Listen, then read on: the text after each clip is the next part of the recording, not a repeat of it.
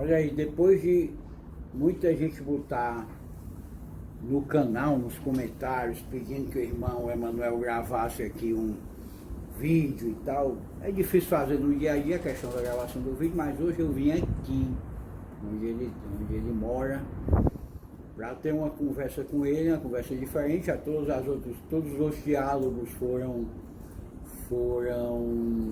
gravados, esse não. Esse eu estou aqui, foram gravados remotamente, esse não. Esse eu estou aqui com o irmão Emanuel.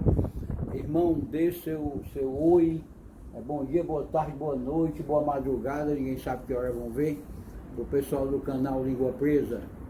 A todos o meu abraço, a minha saudação, independente do horário que você estiver vendo, que Deus nos abençoe. Hoje o nosso encontro é online. Então, para quem não sabe, né, eu já conheço o irmão Emanuel há muito tempo, né? O irmão Emanuel foi meu padrinho de casamento no ano de 2001. E se eu chamei para ser meu padrinho de casamento é porque eu já conhecia há algum tempo. Ele entrou na igreja, né, para ser testemunha, né, no casamento, junto com outra pessoa que acredita demais por mim, que é a irmã Néia, o Show Marinho, é uma salesiana, né, que fez aniversário agora no último dia 30 de julho, né? E eles entraram juntos representando para nós, né, para mim, para minha esposa, a presença da igreja, né, nessa cerimônia que era familiar, né? Mas como a gente sempre foi muito engajado, a gente queria duas pessoas que caminharam com a gente, o irmão Emanuel e a irmã Nélia, naquele momento. E é um prazer, irmão Emanuel, estar aqui, tá? A gente tem se encontrado mais nos últimos tempos, a pandemia nos aproximou em vez de nos afastar. Sim. E eu queria que o senhor falasse, né, para a gente aí, como é que é essa caminhada de encontrar tantas pessoas que passam pelo seu caminho. O senhor é um pregador, o senhor tem seu trabalho em comunidade, já teve algumas experiências de grandes comunidades, onde o senhor estava à frente, conhecendo sempre muita gente lhe procura. Como é essa questão de ter tanta gente lhe procurando, tanta pessoa que passa pelo seu caminho, às vezes fica mais, às vezes fica menos, né? Eu costumo dizer, Macedo Júnior, que o cristão é uma pessoa tremendamente comunitária, né? Não se entende um cristão isolado, mumificado na sua realidade. Então, para além da vida consagrada, que eu já levo há 38 anos, eu sempre fui uma pessoa muito alegre, muito comunicativa. Herdei isso do meu pai, da minha mãe, da nossa família, né? É uma característica da família Rabelo, nós somos da família Rabelo, a expansividade, a alegria, né? E eu considero como um grande dom de Deus as pessoas que passaram pela minha vida e passam, porque cada pessoa é como se fosse assim a geografia do sagrado. Cada pessoa com a sua característica, com a sua personalidade, com o seu jeito de ser, também vai marcando a nossa vida.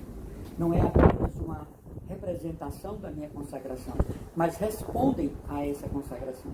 Então, ao longo da minha vida, muitos amigos, presentes também nos momentos mais difíceis da minha vida, e sempre juntos. Amizades fincadas em Cristo, fincadas no Evangelho. Não amizades por acaso, mas como você, fincadas em Cristo, e por isso passe o tempo que passar. O momento que nos reencontramos é a mesma confraternidade, é a mesma ternura, é o mesmo, digamos assim, amor. Então, eu acredito que o cristão, ele é uma pessoa tremendamente comunitária. Amém. É muito amor envolvido, né? Tanto muito, amor, muito. Tanto o amor cristão como nos relacionamentos, né? A gente se fortalece, às vezes a gente se entende mais com um, né, do que com o outro, e é paixão à primeira vista. Desde quando eu vi o irmão Emanuel na primeira palestra, a primeira vez foi amor à primeira vista, né? Então, o senhor tem 38 anos de vida religiosa, né? E a gente já conversou em outros momentos, mas queria que o senhor falasse aqui para o pessoal, como é que foi primeiro essa caminhada para fazer os votos, né? Esses votos que o senhor fez aqui na comunidade, aqui na paróquia da Aerolândia, né? Ainda muito jovem, né? Muito jovem. E como foi essa descoberta para votos? Que votos foi esse que o senhor fez? São duas perguntas. A primeira, né? Como é que foi essa caminhada para fazer os votos? E essa caminhada de escolha, de descoberta, e que votos são esses que o senhor fez? Muito bem. Eu nasci numa família, à época, totalmente católica. Hoje tem de tudo, né? Tem ateu, tem espírita, tem evangélico, mas à época todos eram católicos. Mãe e pai católicos, graças a Deus. Então desenvolvi uma piedade espontânea, uma espiritualidade espontânea, uma busca de Deus. Me lembro que com 9 anos eu estudava numa escola pública e as aulas terminavam às 5 da tarde e eu saía correndo porque descobri que a igreja matriz era uma rua depois da escola e eu corria para a Santa Missa. E minha mãe, muito preocupada, porque eu chegava quase 6 horas, mandou então um irmão me vigiar todas as vezes. E ele ficava atrás de um poste e me seguia. E um dia ele se cansou e disse: mamãe, eu não vou mais porque o que ele faz é ir para a missa. A única coisa que ele faz. Depois mudei de escola, fui para uma outra escola de ensino estadual. E lá tinha um jardim com Nossa Senhora das Graças, uma minúscula imagem. Eu, toda hora do recreio, ia para ficar com Nossa Senhora. Todo recreio. Me lembro das professoras, né, com aquelas combuquinhas da Senec, para me dar sopa, porque eu não tinha ido para a merenda. Eu ficava com Nossa Senhora. Ninguém me mandava. E eu peguei um apelido que, se fosse hoje, seria bullying, né? Eu peguei um apelido no colégio inteiro, o menino esquisito. Porque eu não ia para o vôlei, eu não ia para o futebol, eu não ia para o ping-pong, eu não ia para o furachão, eu não ia jogar bila. Eu ia para ficar com Nossa Senhora no jardim do colégio, por quanto durasse o recreio. E um dia eu estava lá no meu retiro, né, no recreio, com Nossa Senhora. A bibliotecária chegou e disse: olha, menino esquisito, está tendo uma reforma e eu encontrei esse livro, eu trouxe para ti. E ela jogou assim como que no meu colo. Eu tinha 8 para 9 anos. O nome do livro era História de uma Alma, Autobiografia de Santa Teresinha. Eu confesso a vocês que no primeiro momento eu tive medo, porque a história de uma alma, eu pensei que era a história de um defunto, uma coisa... Uma alma penada. Uma alma penada. Então eu fiquei até com medo. Mas quando eu abri a primeira página, eu vi ali a estampa de Santa Teresinha, do Menino Jesus, que eu não conhecia. Na minha família era muito forte a devoção a Santa Rita de Cássia, né? Mas eu não tinha devoção a ser a Santa Teresinha. Eu confesso a você que eu voltei do colégio e eu li esse livro. Nós éramos muito pobres, então tinha que apagar a luz, né? Naquele tempo era light, né? E com cotoco de vela eu terminei de ler o livro no dia seguinte. Eu não consegui parar. Direto. A noite inteira. A história de uma alma. Eu fiquei apaixonado, aficionado.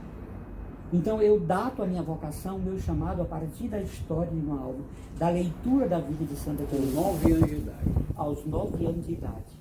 Aos 12 anos eu conheci o Carmelo de Fortaleza, as Irmãs Carmelitas. Também por pobreza, fui da Aerolândia para o Dias Macedo a pé, porque nem dinheiro para o ônibus eu tinha. Elas estavam na quaresma, e na quaresma as carmelitas não recebem visitas, porque estão em retiro durante esse período. Mas a madre superior, a madre priora, achou tão incrível um menino de 12, 13 anos estar no Carmelo, que eu me lembro que ela veio nas grades. Mandou me sentar e conversamos. Era a madre Maria da Trindade, que já está no céu, e assumiu um papel importantíssimo na minha vida. Foi minha formadora durante 18 anos. Então, aos 13 anos, eu comecei a ser formado para a vida que eu levo hoje. Eu sou um leigo consagrado, vivendo a espiritualidade do Carmelo. Fiz meus votos aqui na paróquia da Aerolândia, nas mãos do padre José e Aleia, que já está no céu. E foi da minha infância para a adolescência que se formou em mim o chamado para esta vida consagrada. Nunca me senti chamado a ser sacerdote. Nunca me senti chamado a ser padre. Eu queria ser de Jesus de um modo exclusivo, de um modo pessoal. E foi a Madre Trindade que me formou para isso, né? Anos depois, eu ingressei na Ordem Terceira do Carmo, onde permaneci por mais ou menos 11 anos. E depois eu tive que me desligar para fundar a comunidade que eu fundei, porque não poderia estar nas duas realidades. Mas continuei a viver a espiritualidade de consagração do Carmelo, da antiga observância, que o povo chama Carmelitas Calçados, mas eles não se chamam assim, eles são carmelitas, não é? Não é como os padres carmelitas descalços, que são fundados pela grande Santa Teresa d'Ávila e por São João da Cruz. É o Carmelo das origens, né? Digamos assim, é o primeiro Carmelo, o Carmelo que descende de Elias. A fundação de Santa Teresa vem depois com todo o mérito da Santa de Ávila. O Carmelo, eu tive a oportunidade de ir em 2009 ou 2019 estar em Israel, e o Carmelo é um monte, né? É uma cadeia montanhosa, um monte, inclusive tem uma gruta lá que se atribui que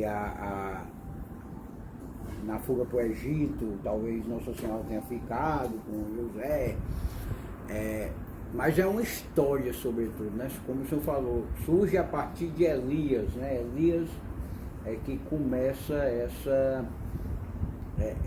começa a explorar essa questão dessa montanha, né? O Monte Carmelo, né?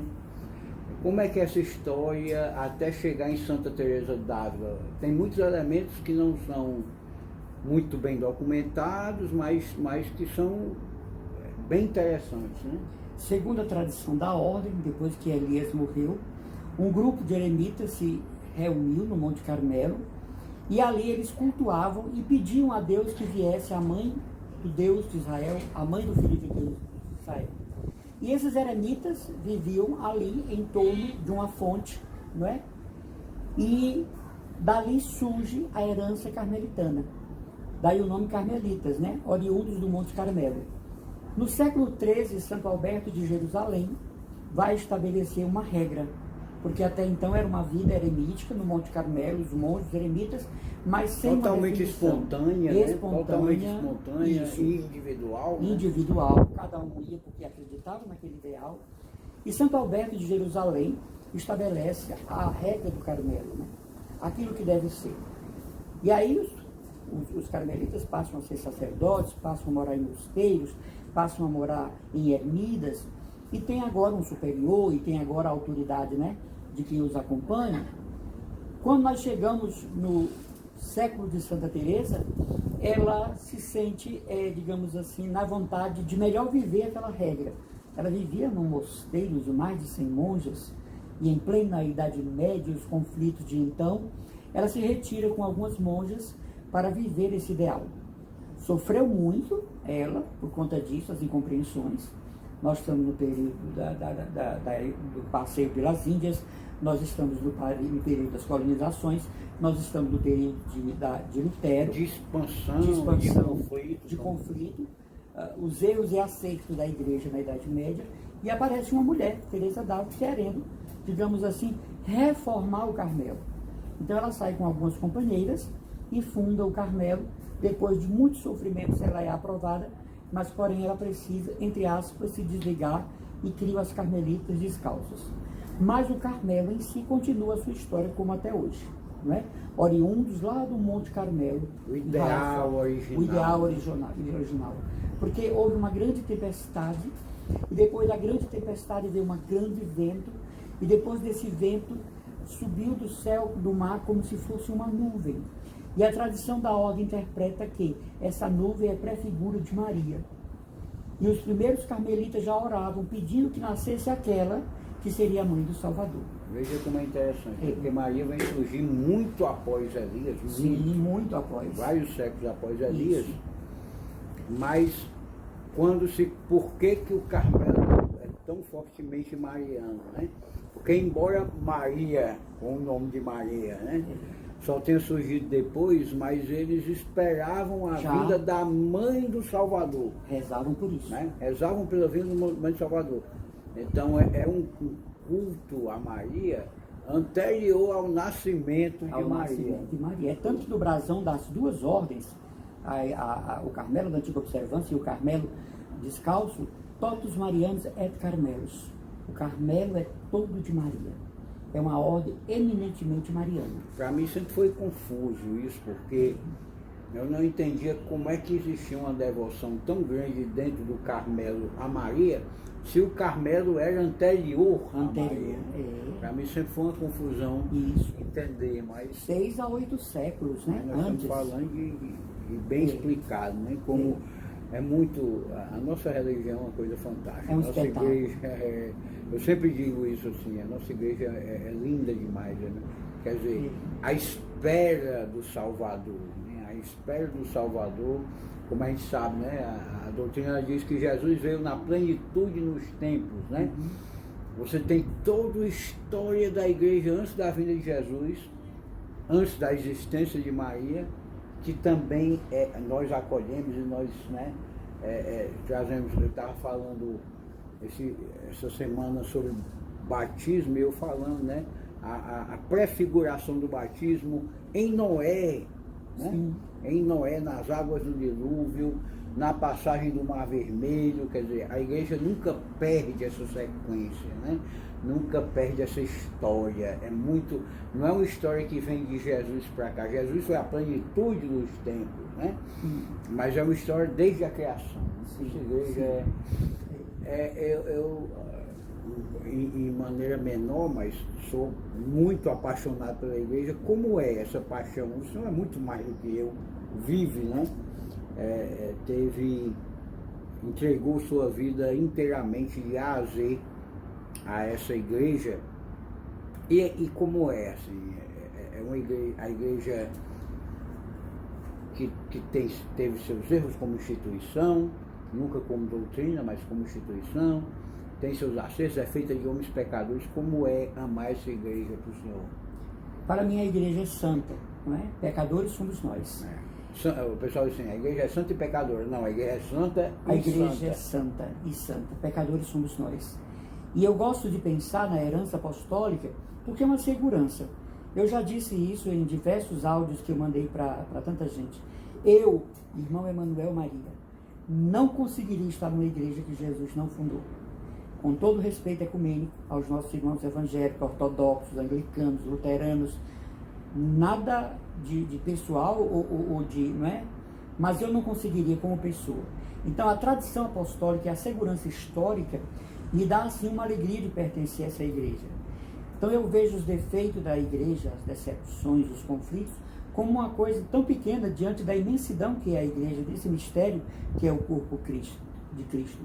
E eu gosto de me sentir parte desse corpo místico. Eu me sinto feliz por ser verdadeiramente igreja. Para mim, a consagração é importante, mas o mais importante é o meu batismo. O mais importante é a minha crisma. Alguém falar assim, mas consagrado, como assim? A mais importante consagração que eu fiz foi o meu batismo. Então a igreja, para mim, é santa. Quando acontece alguma coisa, um escândalo, a gente considera que isso é um fator humano, é um pecado da pessoa. Outro dia, Macedo Júnior, eu estava conversando com uma pessoa aqui, não vou comentar a religião dela, mas ela me dizia horrores, né, dos padres pedófilos, dos padres gays, das freiras lésbicas, né? E com provas. É uma pessoa que trabalha com jornalismo. Eu ouvi pacientemente como visita. E quando essa pessoa terminou, eu disse, olha, talvez não seja importante para você a minha opinião, porque você vem para mim trazer coisas contra a minha igreja. Ela é de outra religião. Mas eu quero dizer a você que não é o padre que é gay, é o gay que é padre. Não é a freira que é lésbica, é a lésbica que é freira. Não é o padre que é alcoólatra, é o alcoólatra que infelizmente é um sacerdote. O padre é santo, a freira é santo, o bispo é santo. Quando o sacerdote sobe no altar, é um outro Cristo. Eu gosto muito de pensar que o padre é o grande intercessor nosso na missa. É o grande intercessor mediador de graças. Então qualquer coisa que venha ofender a hierarquia da igreja, o santo pontífice, me dói, é claro. Mas eu consigo ver para além do fato a santidade da igreja, que esta ninguém tira. Olha, Jesus disse a Pedro que você ligar na terra, está ligado no céu, que você desligar na terra, está desligado no céu. Eu te dou as chaves do reino do céu. O que é que nós queremos mais para fundamentar a nossa fé? Então eu respeito, eu dialogo com as outras religiões, mas para mim a igreja é esse mistério de Cristo continuado na história e eu estou incluído nisso. A apostolicidade da igreja é algo que eu costumo dizer que duas coisas em relação. Primeiro, que nada dentro da nossa igreja surgiu semana passada. Nada, né? Nada. Tudo é doutrina de 5, 8, 10, 20 séculos. É sempre muito perene, constante. Não é algo que alguém pensou hoje e disse assim, E a segunda coisa é a questão da igreja ter essa lógica, não que para acreditar em Deus haja uma prova científica, né, pelo método científico, a existência de Deus, não é isso que eu estou dizendo. Mas tudo é racional, é lógico. As coisas respeitam a lógica que é dada por Deus, a ciência é dada por Deus, né? A lógica é dada por Deus, a matemática foi Deus que nos deu. Então a lógica do pensamento, ele é muito forte, não é um pensamento, a doutrina, além de ser antiga, e não é por ser antiga, embora a antiguidade da doutrina garanta muita coisa, mas a lógica como as coisas acontecem, porque Deus é lógico, Deus é fluido, né? Nós que complicamos, eu costumo dizer que nós que complicamos. Nós não conseguimos entender porque a gente é limitado, mas quando você pensa na apostolicidade, ora, como essa doutrina poderia chegar até nós se não viesse diretamente dos apóstolos, se desviasse do caminho no meio, né? Como eu hoje posso acordar de manhã, pegar a Bíblia, abrir e resolver que eu que interpreto a Bíblia e o que eu pensei que é inspirado pelo Espírito Santo. Eu brigava muito, eu estava dizendo mais cedo para o senhor, as pessoas que têm que dizer assim, não, eu não preparo uma formação, eu deixo o Espírito Santo agir. Ou então, quando a gente organizava uma reunião e planejava um retiro ou planejava um evento, e aí no dia do evento alguém dizia, não, o Espírito Santo me ungiu agora e nós não vamos fazer nada disso, nós vamos fazer assim. E eu ficava perguntando, e o Espírito Santo que estava no dia da reunião, não conta não? Então a igreja ela é muito lógica, não tem essa questão de você dizer assim, agora mudou tudo, agora eu tive inspiração e mudou. Não. Se a sua inspiração muda a doutrina, a sua inspiração está errada. Porque a doutrina foi inspirada. Então isso me encanta demais na igreja, né? Essa antiguidade, nós falamos do Carmelo aqui, 3.000 anos, né? 2.500 anos, nós falamos do batismo de Jesus, que é 2.000 anos, mas que foi inspirado, foi prefigurado 10.000 anos, 8.000 anos, então tudo isso tem que cortar, tudo isso me inspira a viver, me alegra a viver nessa igreja. Quando eu fui professor numa universidade evangélica, fui convidado a ser professor da universidade evangélica.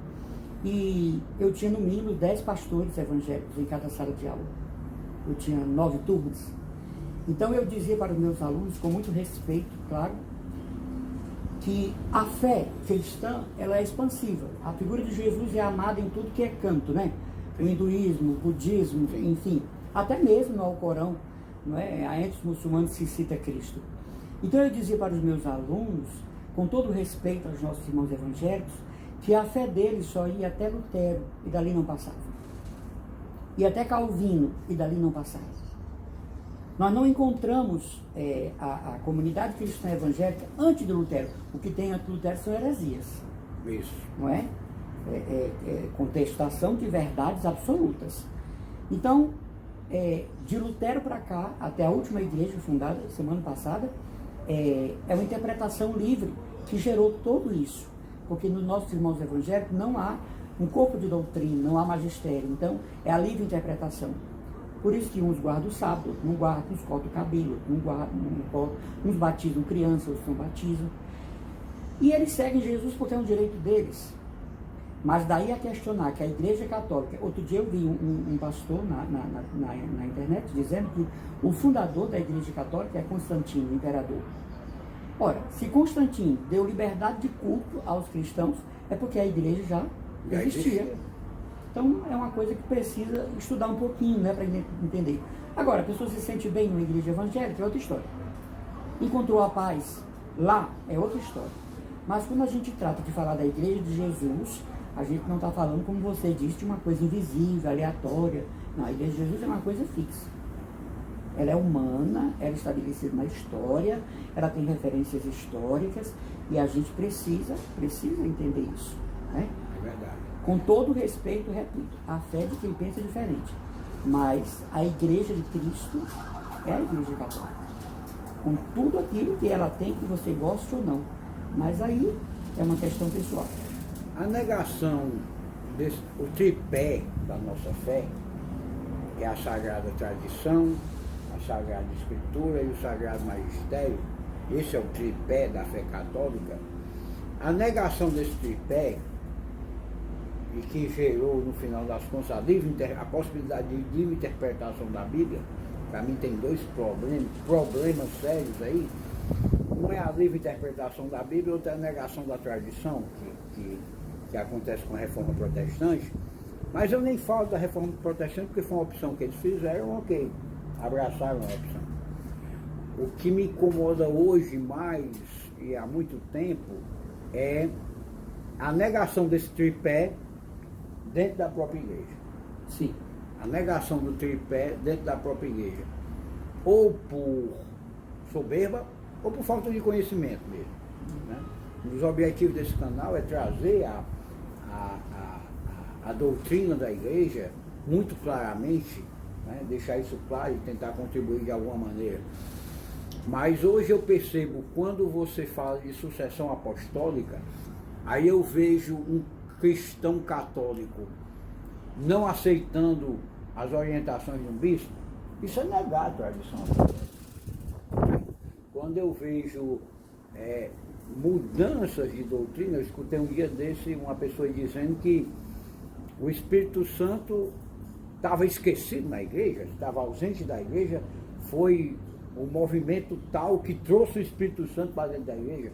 Isso é negar a doutrina, negar a tradição da igreja, né? Então, como é que o senhor enxerga a desobediência, que é, no final das contas, o pecado original, né? Eu querer me colocar acima de Deus, eu querer me colocar como dono de tudo, como dono do que eu acho, que é coroado na desobediência. Quer dizer, o pecado original é a desobediência, né? Como é que você enxerga essa mesma desobediência lá do pecado original atuando hoje dentro da igreja, dentro de pessoas que se dizem igreja? Para mim, o Papa Francisco, sem nenhum equívoco, é o sucessor de Pedro. Para mim, Dom José Antônio, sem nenhum equívoco, é sucessor de um apóstolo. Então isso firma a base da minha confiança, da minha fidelidade e da minha aceitação do que vem da igreja como norma de vida. Eu acredito que em muitos casos da desobediência, pelo menos a desobediência formal, também tem na base a ignorância, não é? Do conhecimento do porquê das leis da igreja, sua doutrina, sua tradição.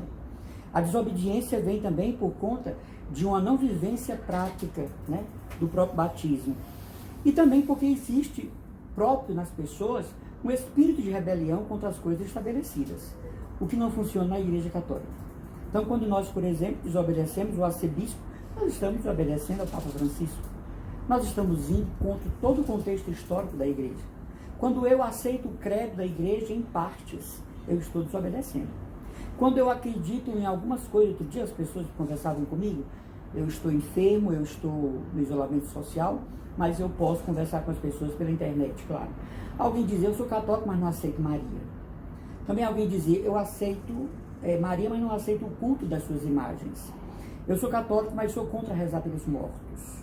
Eu sou católico, mas eu não aceito a autoridade do Papa. Então não é católico. Né? Ele é católico, apostólico, faltou o romano. Então, quer dizer, por que nós somos romanos? Porque a sede da igreja é Roma. Se o Papa mudar a igreja, a sede da igreja para a França, nós seremos católicos, Como já foi em apostólicos, Avignon, né? em Avignon, franceses. Se mudar para a Alemanha, seremos católicos, apostólicos, alemães. Se mudar para Jaguaruana, bom. Então, é a fé. Essa atitude de fé que não muda com o tempo. Quantas vezes eu e você, Marcelo Júnior, encontramos pessoas que dizem, quando eu era mais jovem, eu acreditava piamente nisso. Não, a fé é uma evolução. Eu creio e creio mais. Eu acredito e acredito mais. O que Maria foi para mim quando era criança, melhorou hoje, com os conhecimentos, com os estudos. O que a Eucaristia foi para mim quando eu tinha 12 anos, é muito mais agora com os estudos teológicos, com a catequese. Então, quando eu vejo uma desobediência formal à doutrina da igreja, primeiro eu entendo que é uma coisa da pessoa. E aí tem desconhecimento, tem ignorância da doutrina, ou um próprio espírito de rebelião. Quando eu vejo isso em grupos, então se trata de um movimento contra o Santo Padre, um movimento contra o arcebispo, um movimento contra a diocese, enfim. Porque é natural que a gente tenha algumas situações. Você sabe que nós não podemos discordar do Papa em matéria de fé e moral, mas uma opinião do Papa eu sou livre para não aceitar. Agora, desenvolver isso como uma ojeriza nacional e colocar isso nas redes sociais, e isso formar um corpo, tomar uma dimensão, aí já é realmente rebeldia, como fez Lutero, Calvino e todos os eu não enxergo muita diferença, tá? Sim. Não enxergo. E tem uns que justificam assim. Não, é porque na época do arianismo, aí vai retroagir 15 séculos, 16 séculos, Santo Atanásio ficou sozinho, lutando, né? Santo Atanásio lutou sozinho, então eu também quero lutar sozinho. Contra esses erros do episcopado, ou erros de quem está à frente da igreja hoje. Primeiro que Santo Atanásio não lutou sozinho, né? Isso não é uma verdade. É porque tem um ou outro que andou pregando isso, né? Que Santo Atanásio lutou sozinho. Eu escutei isso aí da boca de um ou outro mais importante. E segundo, né, é que é muito complicado você se achar sozinho o certo. Não é verdade? É. E isso é um perigo, porque de repente se eu acho que eu estou certo e eu trabalho em cima disso, eu vou levar pessoas a pensar de modo igual, né? Que o diga em Cristo, né? Cristo. Então é preciso ter cuidado. Quando eu vejo uma pessoa discordando abertamente da doutrina da igreja, eu gosto de perguntar a essa pessoa, se eu tenho possibilidade, qual é o fundamento dos seus conhecimentos, qual é a história da sua lógica. Se estudou, não estou falando de fazer faculdade de teologia, que tem gente que faz faculdade de teologia e se torna ateu. Mas eu estou falando dos rudimentos da fé, da compreensão. Porque hoje, mais do que nunca, por exemplo, se eu acendo uma vela em uma novena, em uma trezena, eu tenho que entender qual é o sentido desse acender vela. Se eu uso hoje uma fitinha, uma correntinha de consagração a Maria, eu tenho que saber por quê, como surgiu. E o que a igreja pensa disso? Se hoje eu venero um santo, né, eu preciso saber como começou o culto desse santo. E assim por todas as coisas. O que não dá é para ser um católico desinformado e por isso ele é livre para aceitar todo tipo de ideia que vem.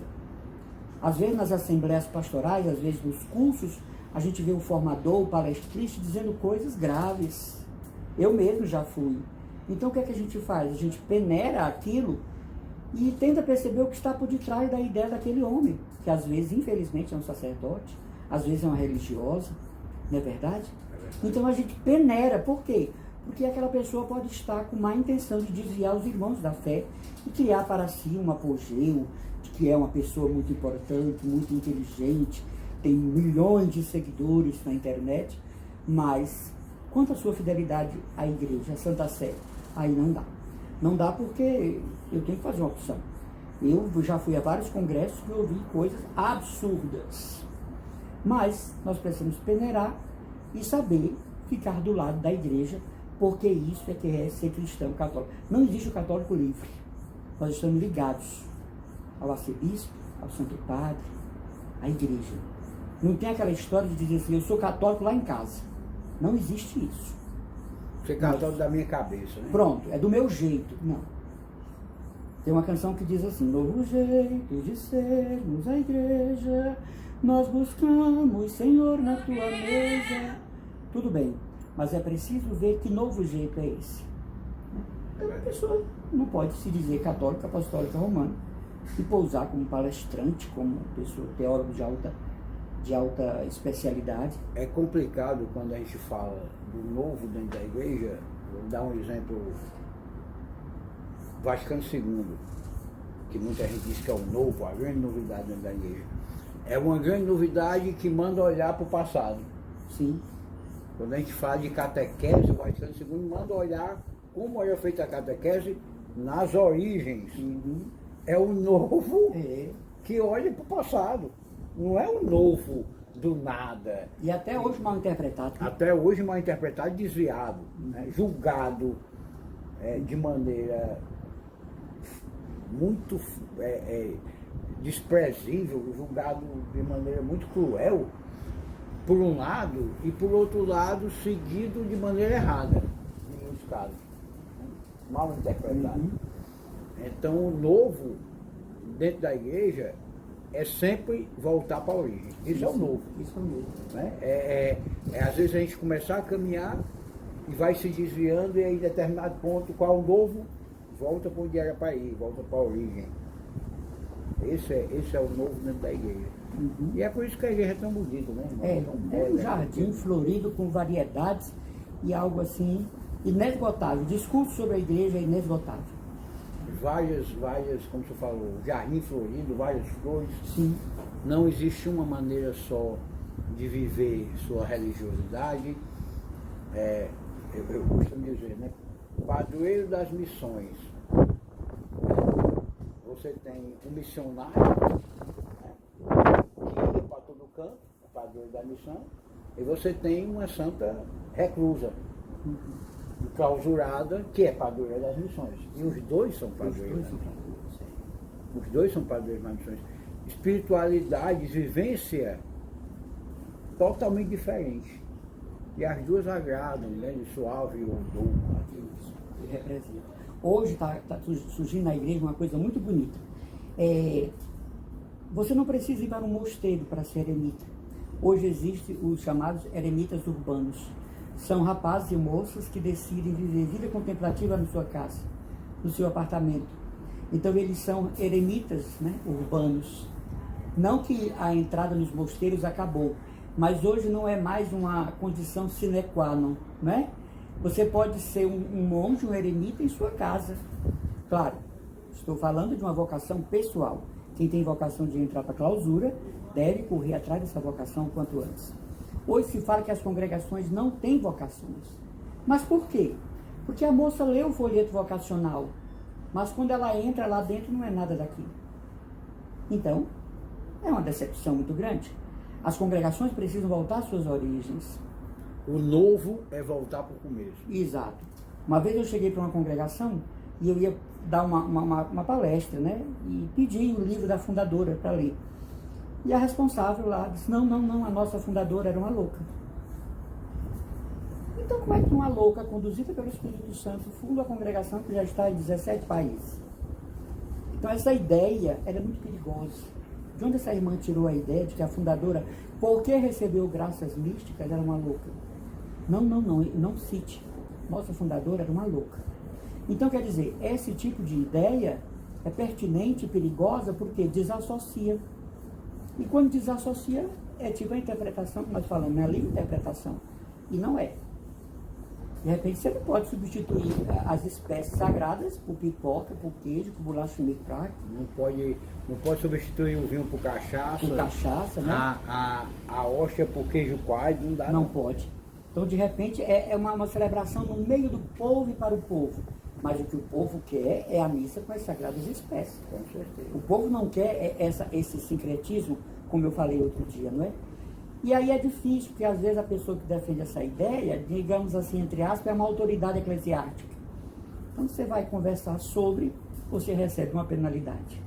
A pessoa está desobedecendo a igreja e ela lhe pune porque você foi conversar com ela sobre isso. Mas é preciso que nós tenhamos uma visão do que é concreto na Igreja Católica, para a gente não não se desviar.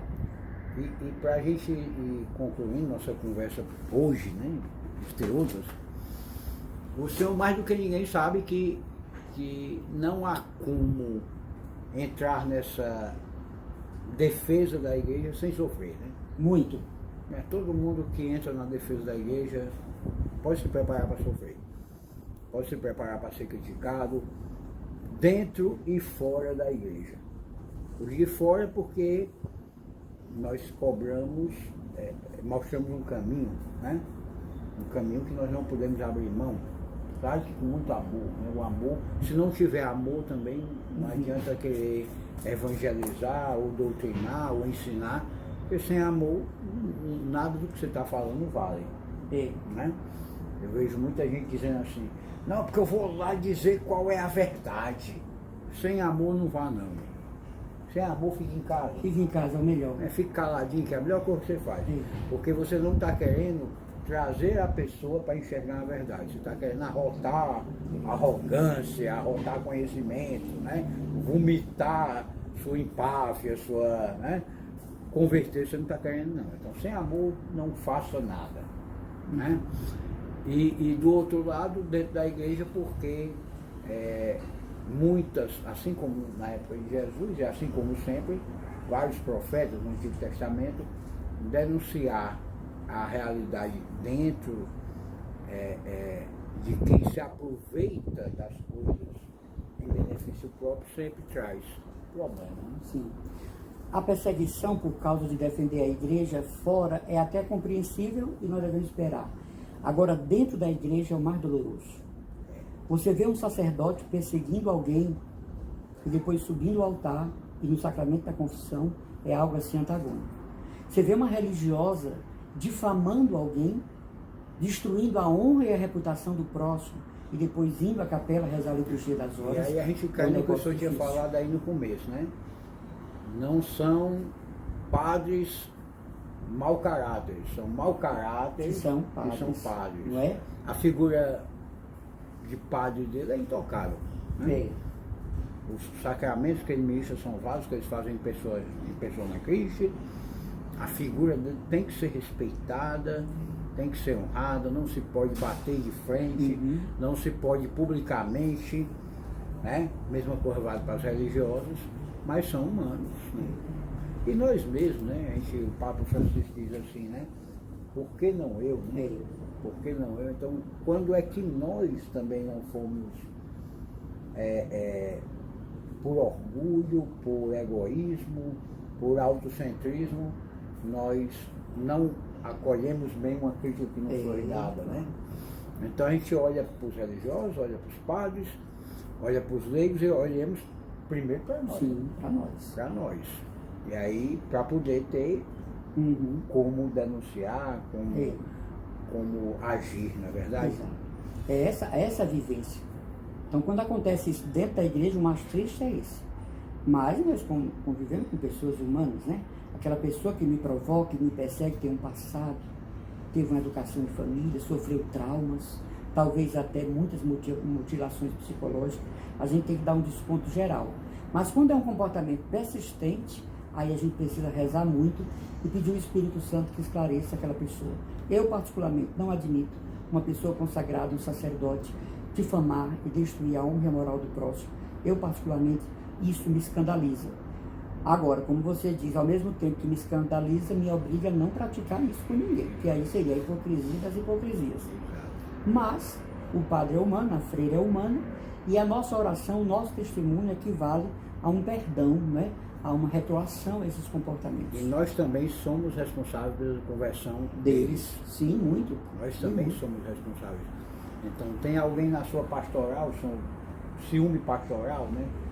Alguém na sua pastoral que não atua corretamente, que carrega uma hipocrisia. Primeiro, cuidado você mesmo para não fazer a mesma coisa. Sim. E segundo, ele é tão passível de evangelização quanto qualquer outro. Então, o amor sobre tudo. Você sabe, eu fui missionário numa cidadezinha do Piauí, e quando eu terminei meu trabalho lá, voltei para Fortaleza, a coordenadora era uma irmãzinha de uma comunidade, de uma congregação religiosa, que não vem ao caso dizer. E quando terminou a minha missão lá, que eu fui como formador de catequistas, a irmã chegou para mim e disse assim, eu posso dizer uma coisa para o senhor? Eu disse, pode, eu estava com minhas coisas para ir para a rodoviária.